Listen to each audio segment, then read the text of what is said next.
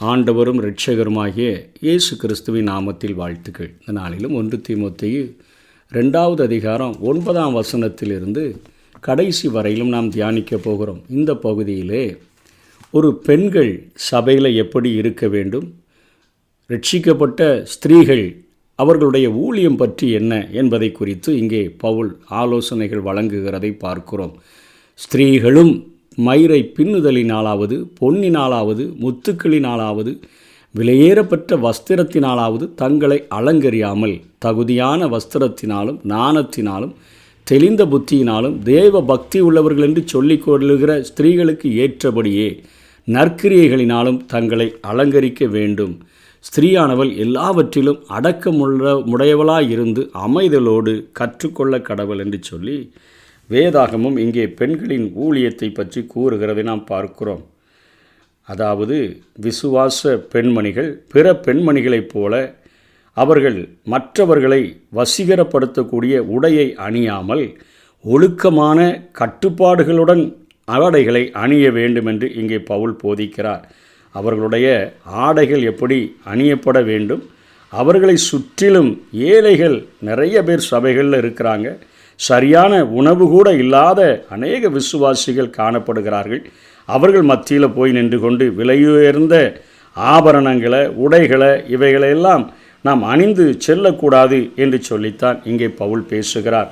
2 கொரிந்தியர் 8வது அதிகாரம் 9வது வசனத்தில் நம்முடைய கர்த்தராகிய இயேசு கிறிஸ்துவின் கிருபையை அறிந்திருக்கிறீர்களே, அவர் ஐஸ்வர்யம் உள்ளவராயிருந்தும், இந்த உலகத்துக்கே சொந்தக்காரர் அவர்தான், வானத்திலும் பூமியிலும் சகல அதிகாரத்தையும் பெற்றவரை குறித்து வேதம் சொல்லுகிறது.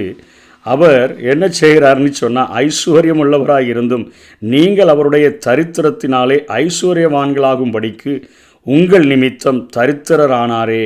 அதாவது இயேசு கிறிஸ்து இந்த பூமியில் வாழ்ந்த போதெல்லாம் தங்களை வெறுக்கும்படியான போதனைகளை பேசினார். மத்தேயு 10வது அதிகாரம் 38-39 பார்க்க முடியும். லூக்கா 14வது அதிகாரம் 33வது வசனத்தில் நாம் இவைகளை கற்றுக்கொள்ள முடியும். ஆகவே எல்லா பலதரப்பட்ட ஒரு ஸ்டேட்டஸில் வாழக்கூடிய மக்கள் நிறைந்த சபையில் ஸ்திரீகள் மயிரை பின்னி பொன்னினாலாவது முத்துக்களினாலாவது விலையேறப்பட்ட வஸ்திரத்தினாலாவது தங்களை அலங்கரியாமல், அதாவது அவர்கள் அலங்கரிக்கக்கூடாது என்று பேசுகிறார். தகுதியான வஸ்திரத்தை உடுத்தணும், நாணத்தினாலும் தெளிந்த புத்தியினாலும் தேவ பக்தி உள்ளவர்கள் என்று சொல்லிக்கொள்ளுகிற ஸ்திரீகளுக்கு ஏற்றபடி நற்கிரியைகளை செய்கிறவர்களாக தங்களை அலங்கரிக்க வேண்டும் என்று சொல்லி இங்கே பவுல் அப்போஸ்தலன் பேசுகிறதை பார்க்கிறோம்.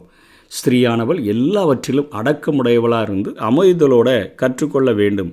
அதாவது விலையேறப்பட்ட அணிகலன்கள் உடைகளில் செலவு செய்வதை விட ஏழைகளுக்கு கொடுப்பதே அல்லது சுவிசேஷ ஊழியத்திற்கு கொடுப்பதே நல்லது. தாழ்மை உள்ளவர்களாக, திருப்தி உள்ளவர்களாக விசுவாச ஸ்திரீகள் வாழ வேண்டும் என்று சொல்லி இங்கே பவுல் போதிக்கிறார். அவர்களுடைய அணிகலன்கள், ஆடைகள் எப்படி இருக்குன்னா தகுதியான ஆடையாக இருக்கணும். அணிகலன்கள் நாணத்தை, தெளிந்த புத்திய, நற்கிரியைகளை அவர்கள் அணிகலன்களாக அணிந்து கொள்ள வேண்டும் என்று போதிக்கிறார். ஆகவே அணியக்கூடாது என்பது அல்ல, இவைகளை தகுதியானவைகளை நாம் அணிந்து கொள்ள முடியும் என்று பேசுகிறார். அதனைத் தொடர்ந்து 11வது வசனத்தில் அடக்கம், அமைதல் ஒரு பெண்களுக்கு ஒரு சிறந்த குணாதிசயம். எல்லாவற்றிலும் அடக்கம் உள்ளவர்களாக, அமைதி உள்ளவர்களை, கத்துறவங்களாக இருக்கக்கூடாது.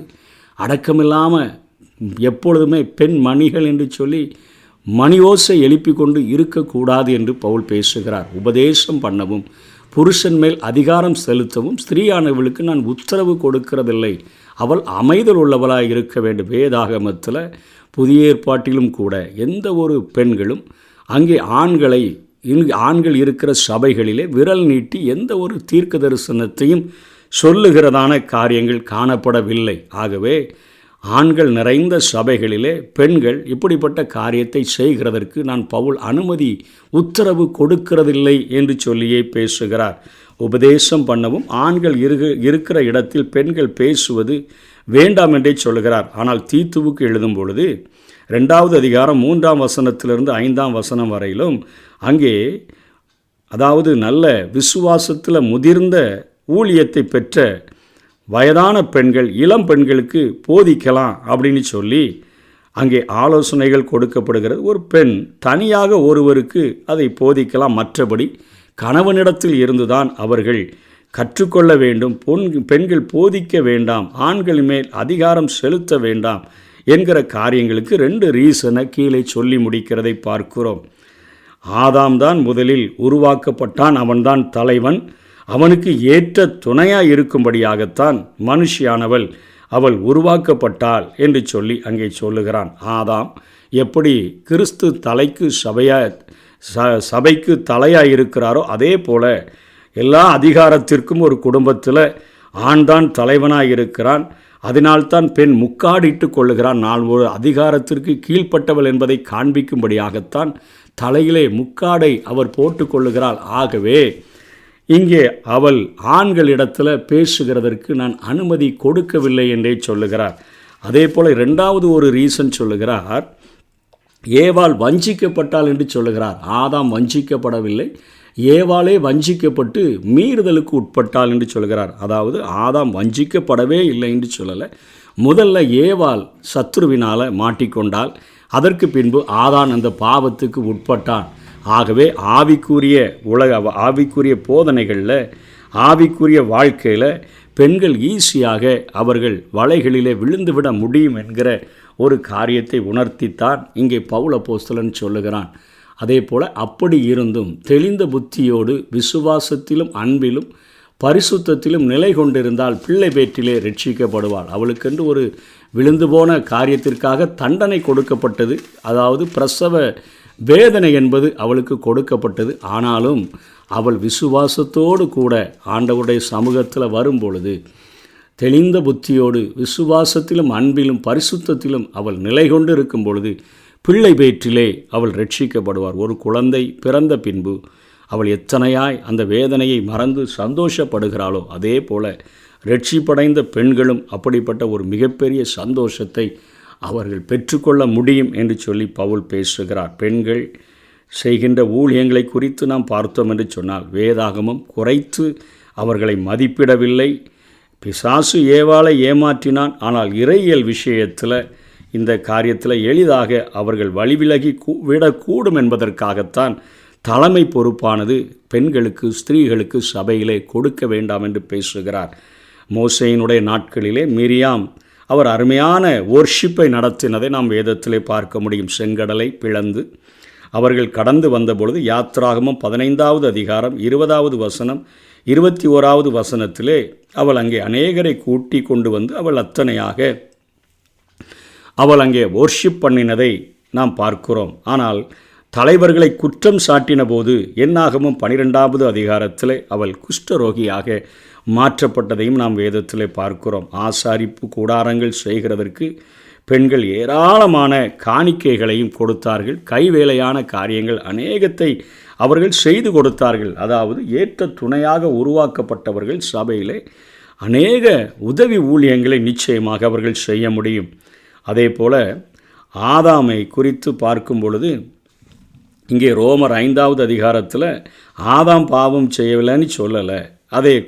அதே போல் தெபோராளுடைய காரியத்தை நாம் பார்க்கும் பொழுது நியாயாதிபதிகள் 4வது அதிகாரத்தில் எல்லா மனிதர்களும் பாவத்தில் விழுந்து கிடந்த பொழுது தெபோராளை என்கிற ஒரு பெண்ணை எழுப்பி ஆண்டவர் அங்கே ஒரு மிகப்பெரிய ரட்சிப்புக்கு அங்கே வழி வகுக்கிற காரியங்களை குறித்து நாம் பார்க்கிறோம். அவளை கொண்டு அநேக காரியங்களை பேசி அந்த ஜனங்களை ஆயத்தப்படுத்தி ஆண்டவர் காரியங்களை செய்கிறதை பார்க்கிறோம். அதே போல் அநேக பெண்களை குறித்து நாம் வேதத்தில் பார்க்கிறோம். மகதலேனா மரியாளை குறித்து பார்க்கிறோம். இவர்கள் எல்லாரும் தங்களுடைய ஆஸ்திகளினால் இயேசு கிறிஸ்துவோடு கூட ஊழியம் செய்தவர்கள் என்று சொல்லி நமக்கு தெரியும். பவுலோடு கூடவும் அநேக ஊழியம் செய்யக்கூடிய பெண்கள் இருந்தார்கள். ஆக்கில்லாவினுடைய மனைவி பிரிஸ்கில்லா என்று பார்க்கிறோம். பெபேயால் அவள் ஊழியக்காரி என்று சொல்லியே பவுல் அப்போஸ்தலன் எழுதுகிறார். இன்னும் ஊழியம் செய்கிற அநேக ஸ்திரீகள் அவர்கள் காணப்பட்டார்கள். ஆனால் சபையின் தலைமை பொறுப்பு அவர்களுக்கு கொடுக்கப்படக்கூடாது என்று சொல்லித்தான் பவுல் இங்கே தீமோத்தேயுவுக்கு ஆலோசனை கொடுக்கிறார். பெண்கள் கர்த்தரால் பயன்படுத்தப்படுகிறவர்கள். ஆண்டவருடைய ஊழியத்தில் அநேக பகுதிகளிலே அவர்கள் வல்லமையாக எடுத்து பயன்படுத்தப்படக்கூடியவர்கள். அவர்கள் ஒதுக்கப்படக்கூடியவர்கள் அல்ல. ஆனால் தங்களுடைய ஸ்தானத்தை புரிந்து கொண்டு தங்களுடைய தங்கள் மேலே ஆண்டவர் கொடுத்திருக்கிற அந்த ஊழிய பொறுப்புகளை புரிந்து கொண்டு அவர்கள் ஊழியங்களை செய்யும் பொழுது நிச்சயமாக தேவ நாமம் மகிமைக்கென்று அவர்கள் வாழ முடியும். அப்படி செய்கிறதற்கு பிரயாசப்படும் பொழுது கர்த்தருடைய கிருபைகளை பெற்றுக்கொள்ள முடியும். கர்த்தர் நம்மை ஆசீர்வதிப்பாராக. ஆமென்.